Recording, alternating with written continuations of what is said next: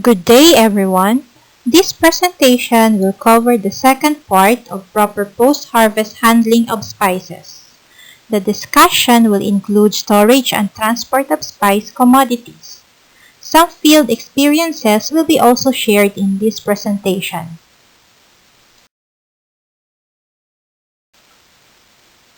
From the first part of post-harvest of spices, it was pointed out that food safety must be practiced in drying, storage, and transport of food commodities.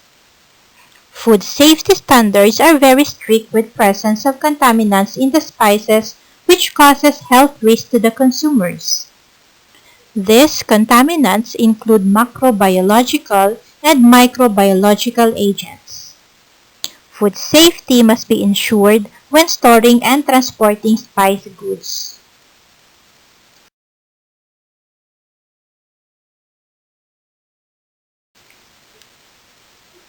The concept of EMC or equilibrium moisture content has been discussed on how to preserve quality of agricultural commodity and how to safely store food produced for several months.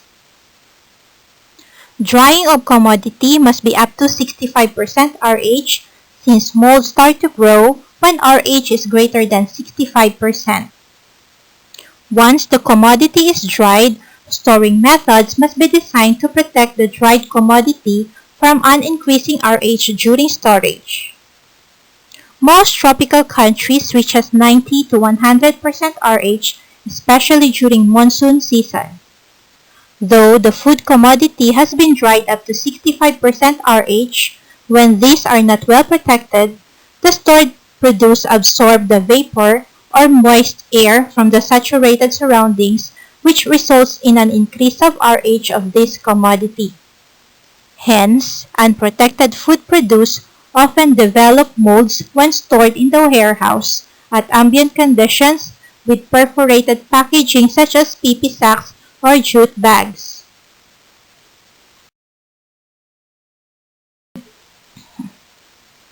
Spices are highly hygroscopic in nature, and absorption of moisture from air during rainy season results in mold and insect infestation.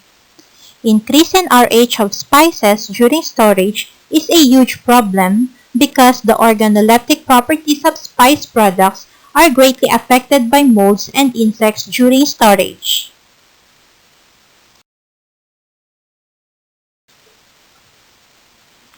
Spices are high-valued ingredients used in wide variety of food preparations.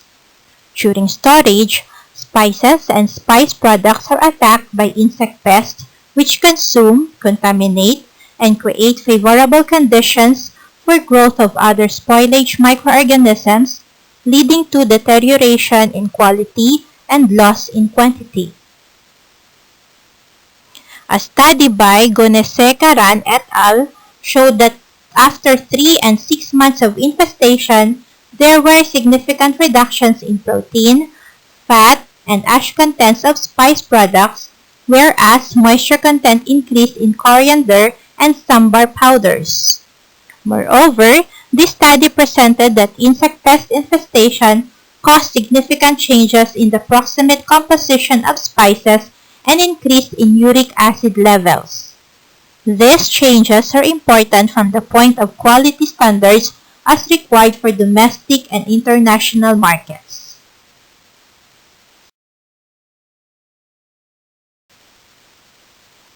Before storage, spice products should be dried to 65% RH or lower. Spices are hygroscopic in nature, and absorption of moisture from air, notably during rainy season with high humidity, may result in mold and insect infestation. Higher moisture content is responsible for fungal attack during storage.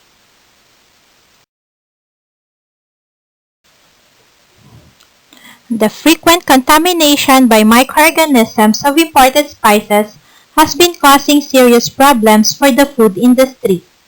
The contamination of spices may occur during harvesting, handling, transportation, and storage.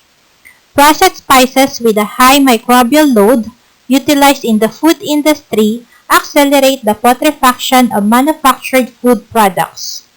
Mold growth under unfavorable conditions during long storage and shipment should also cause quality changes and mycotoxin production.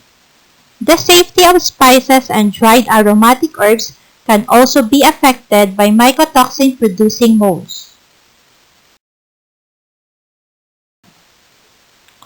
Potential risk for mycotoxins contamination may be caused by prolonged storage in poor conditions without moisture control that usually render commodities more susceptible to mold growth and mycotoxins production. Mycotoxins are secondary metabolites of mold fungi identified in toxigenic Aspergillus parasiticus, Aspergillus flavus, Aspergillus ochraceus, Aspergillus versicolor, and Aspergillus niger were reported as the most common fungi isolated from cinnamon. Food containing contaminated spices are more likely to deteriorate and also could exert harmful effects, having in mind health risks associated with mycotoxins produced by some fungal genera. Mycotoxins synthesized by molds in spices pose an important health risk in the end products, being heat-resistant and cannot be eliminated during food processing.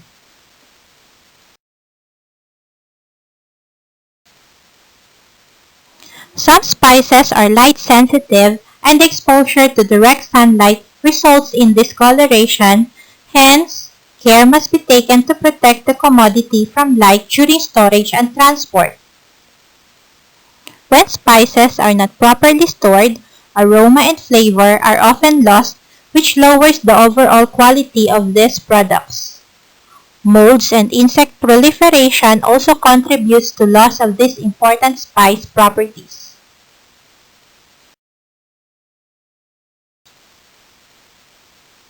Spices need protection against ingress of moisture, light, heat, and loss of aroma or flavor during storage.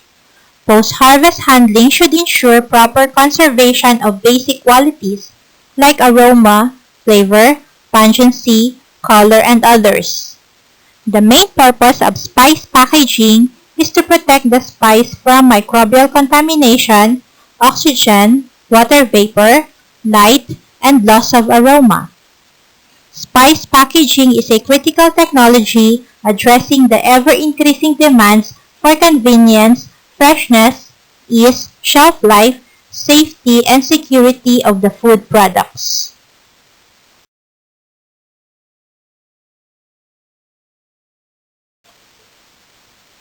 Here are some pointers for successful storage of spices. Storage must be protected from light, heat, and humidity. The light alters the color, whereas the heat reduces the lifetime of the spice product. Store ginger away from direct sunlight. During storage, the rhizomes should be protected from attack by insects and other pests. The essential function of the packaging material for turmeric is to protect against water absorption, acidity, loss of odor, and entry of foreign odors.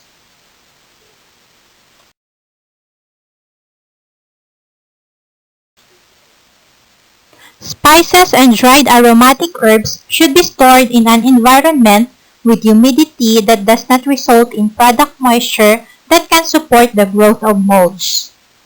Spices and dried aromatic herbs are susceptible to mold contamination and or growth if storage conditions are not appropriate.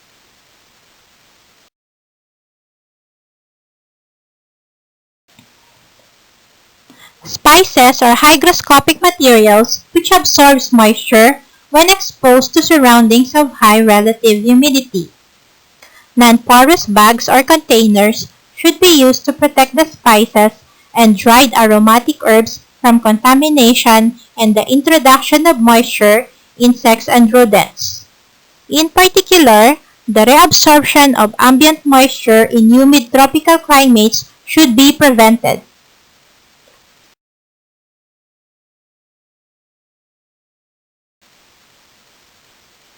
The slide shows a successful storage of red chili pepper in Pakistan after 2 months.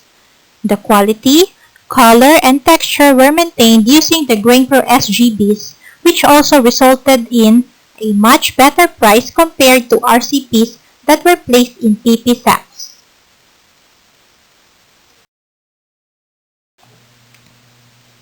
In India, successful storage of RCPs was accomplished by using hermetic technology. The aflatoxins of RCPs were observed to be 0.5 from initial observations up to 6 months. SGBs and cocoon indoor were effective in preventing aflatoxin increase during storage. In the previous discussion, moisture ingress is prevented when using SGBs and cocoon indoor, thus inhibiting molds by maintaining safe moisture for dried RCPs during storage. When molds are inhibited, production of mycotoxins, including aflatoxins, are also prevented.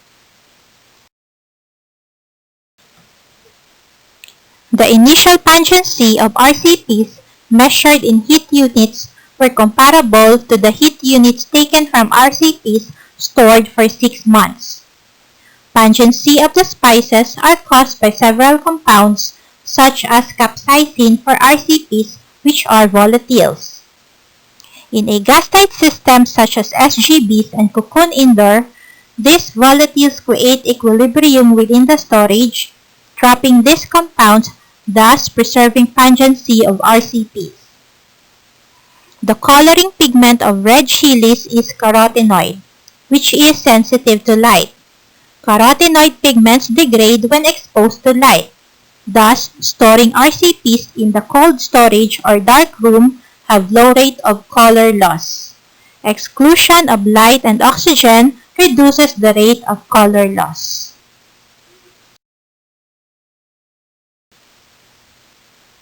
In Vietnam, black pepper were successfully transported using GrainPro Transafe liner.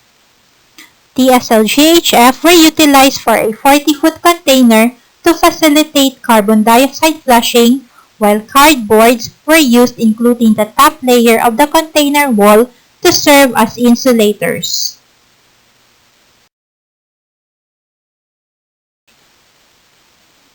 The black pepper shipment from Vietnam is for Poland, Russia, Spain, Italy, and other temperate countries.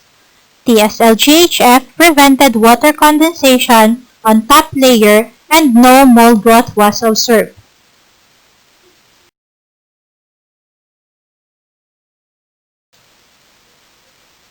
In Myanmar, utilizing TSL for all turmeric shipments going to Europe resolved the previously encountered problems such as condensation and insect infestation. The GrainPro Transafe liner protecting turmeric while on transit was even featured in Myanmar television.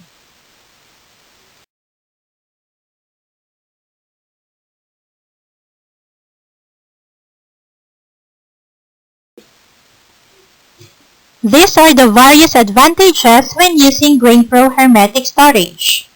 Minimal storage losses, which is less than 1%, prolongs shelf life, no need to use pesticides or fumigants, helps inhibit growth of molds and fungi, mobility and flexibility, and minimal infrastructure needed.